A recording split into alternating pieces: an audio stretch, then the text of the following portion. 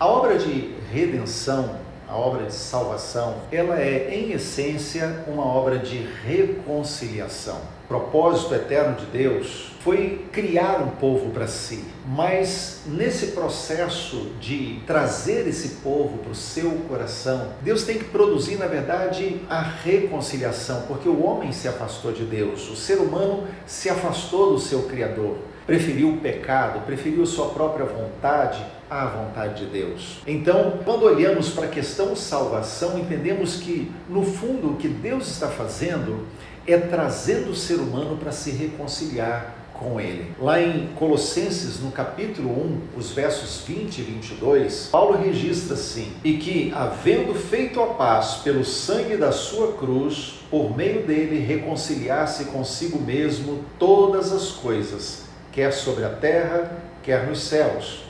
E a vós outros também, que outrora éreis estranhos e inimigos no entendimento pelas vossas obras malignas, agora, porém, vos reconciliou no corpo da sua carne, mediante a sua morte, para apresentar-vos perante ele santos, inculpáveis e irrepreensíveis. O que nós vemos aqui é que Paulo está dizendo que a forma como Deus decidiu é a reconciliação, Deus reconciliando consigo.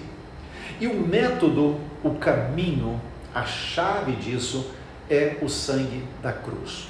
Jesus teve que vir e assumir a morte de cruz, derramar o seu sangue para então nos reconciliar com Deus. É por isso que lá em Hebreus, no capítulo 9, verso 22, o autor de Hebreus, ele diz que sem derramamento de sangue não há remissão para os nossos pecados. Se olharmos na história, o registro bíblico, lá no Éden, capítulo 3 de Gênesis, o homem permite o pecado entrar no coração. O ser humano peca, se afasta do seu Criador e então se esconde de Deus. E então Deus depois faz uma roupa para eles, porque o homem disse que vimos que estávamos nus e nos escondemos. Deus cria então uma roupa para eles de pele de animais.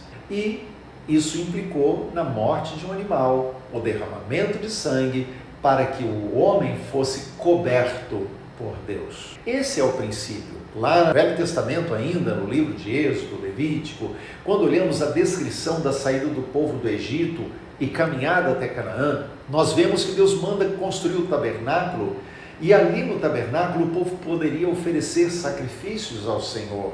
E o que era senão o derramar de sangue de um animal, para que aquele sangue pudesse cobrir o povo e ser aceito por Deus. Aliás, o local onde era levado o sangue, uma vez por ano, do cordeiro, para oferecer ao Senhor, era no Santo dos Santos, onde estava a Arca da Aliança. Sobre a Arca da Aliança, tinha como que uma bacia ali, de ouro. E essa bacia se chamava propiciatório, que quer dizer cobrir.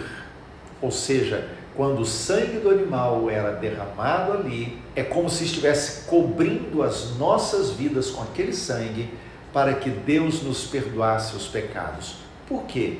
Porque Deus estava apontando lá para frente, quando Jesus é identificado por João Batista como o Cordeiro de Deus que tira o pecado do mundo. Então, quando nós olhamos para essa figura do derramar do sangue, vemos que esse foi o preço que Deus escolheu pagar por mim e por você. Agora imagina que Deus decide pagar um altíssimo preço. Você só paga o preço quando você considera que aquele é o valor. Quando você vai comprar alguma coisa e você acha que o valor daquilo é menor do que o preço pedido, você não compra. Você só vai pagar o preço quando você considera que o valor é compatível.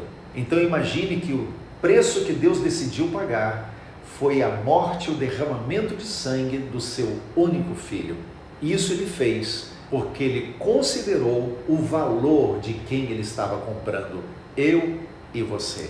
O apóstolo Paulo vai falar sobre isso lá em 2 Coríntios, no capítulo 5, verso 19, e ele diz que Deus estava em Cristo reconciliando consigo o mundo. Ele estava reconciliando, estabelecendo a paz, fazendo as pazes, harmonizando outra vez, pelo sangue de Jesus, trazendo harmonia no nosso relacionamento com Deus.